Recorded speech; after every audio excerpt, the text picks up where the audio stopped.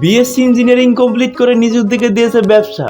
প্রতি মাসে 1200 থেকে 1500 লিটার দুধের মালাই চা বিক্রি করি আমরা। মালাই চা এবং মধু মিক্সড করা পোড়া রুটি মাত্র 70 টাকা। বাংলার প্রতিটি মোড়ে মোড়ে আপনারা এই খাবারটি পাবেন।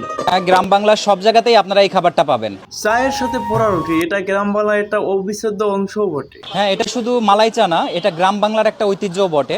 এইখানে আপনারা অথেন্টিসিটিটা পাবেন। আমরাই প্রথম মালাই চা এবং পোড়া রুটির অথেন্টিসিটি যে বিষয়টি আছে সেটাকে ইনশিওর করছি। প্রতিদিন আমাদের 40 থেকে 50 কেজি দুধ লাগে এবং দেখা যায় বৃহস্পতি শুক্রবার আমাদের 60 থেকে 70 কেজি দুধ লাগে। আমাদের এই রুটির সাইজের সাথে বাজারের কোনো সাইজ রুটি আপনি কম্পেয়ার করতে পারবেন না। রুটিটা টোটালি ডিফারেন্ট।